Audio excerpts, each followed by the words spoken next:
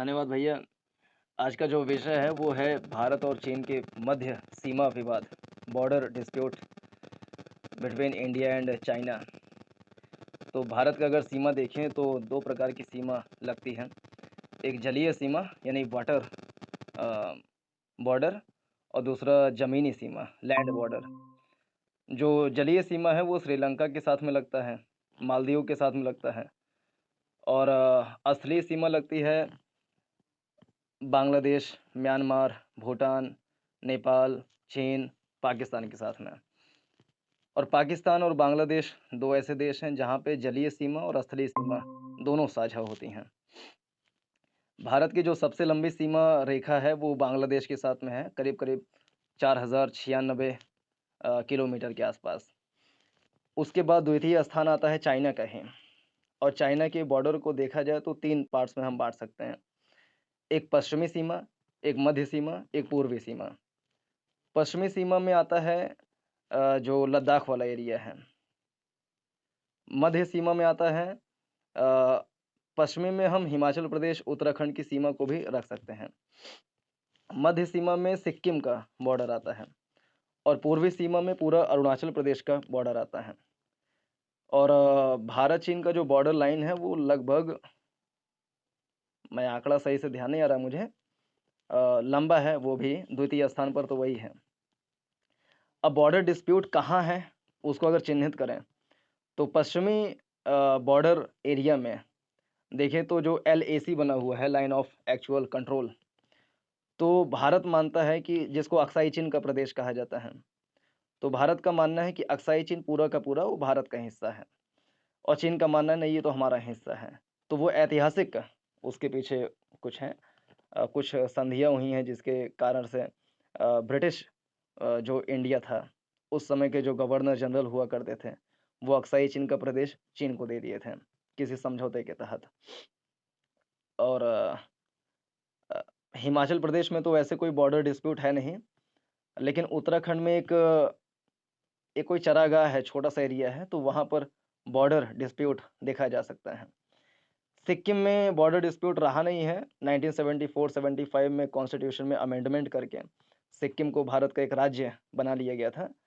पहले वहाँ पे राजशाही मोनार्की सिस्टम था, तो वहाँ पर कोई ऐसा डिस्प्यूट है नहीं। जो भैया ने बताया था, राघवेंद्र जी ने बताया था कि 5 फिंगर पॉलिसी जो चीन का है, जिसके तहत हथेली मानता है तिब्बत है, हथेली पाम, और 5 क्षेत्र वो चीन के हिस्से हैं, जिसमें से एक क्षेत्र है लद्दाख, एक क्षेत्र है नेपाल, तीसरा है सिक्किम, चौथा है भूटान, पांचवा है अरुणाचल प्रदेश। ये पांचों फिंगर हैं और तिब्बत उसकी हथेली है। ये सारे हिस्से माना जाता है, मतलब चाइना मानता है कि मेरा है।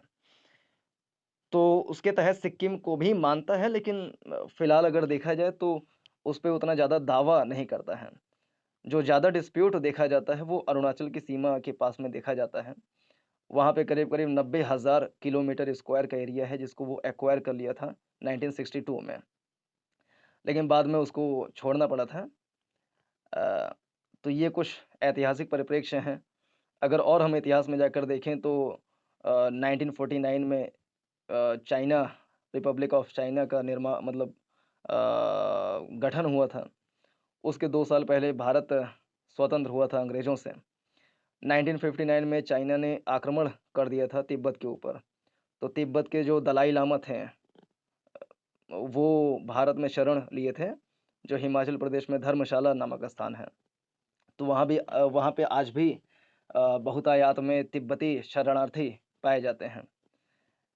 और वर्तमान में अगर देखा जाए तो 2020 के आसपास में ही गलवान घाटी, शायद कुछ ऐसे नाम है लद्दाख में, जहाँ पे डिस्प्यूट हो गया था, कुछ झड़पें हो गई थी, जिसमें कुछ हमारे और कुछ उनके जो सेना है वो शहीद हो गए थे। फिर कई राउंड के वार्तालाप चले।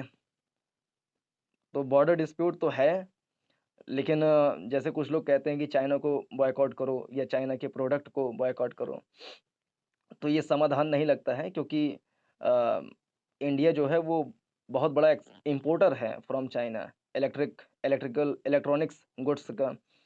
और जो एपीआई होता है, एक्टिव फार्मास्यूटिकल इंग्रेडिएंट्स, जिससे दवाइयाँ बनाई जाती हैं और बहुत सारी चीज़ों का बहुत बड़ा आयातक है। तो ऐसे में चीन से हम व्यापार निषिद्ध कर दें, तो ये अच्छी कोई रणनीति नहीं मानी जाएगी। करीब-करीब $600 बिलियन का, अगर मैं सही बता पा रहा हूँ तो $600 बिलियन का इम्पोर्ट हम करते हैं। ये वैश्विक है कि चाइना के साथ में है, मुझे क्लियर नहीं है। लेकिन एक बहुत बड़ा ट्रेड डेफ़िसिट देखा जाता है। तो भारत को प्रयास करना चाहिए कि वो अपना एक्सपोर्ट ज़्यादा बढ़ाएँ। इम्पोर्ट जो बहुत इम्पोर्टेंट चीज़ें हैं, उस पे करना ही पड़ेगा, तो उसको करता रहें। वैश्वीकरण है, ग्लोबलाइज़ेशन है, तो ऐसे में हम संरक्षकवादी नीति को अपना नहीं सकते हैं। ग्लोबलाइज़्ड वर्ल्ड में एक दूसरे के साथ में जोड़ करके कार्य करना पड़ेगा। तो यही मेरा विचार है।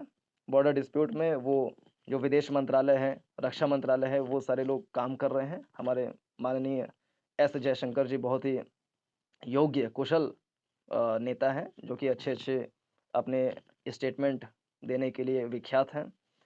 तो वो विदेश मंत्रालय में सचिव भी रहा करते थे।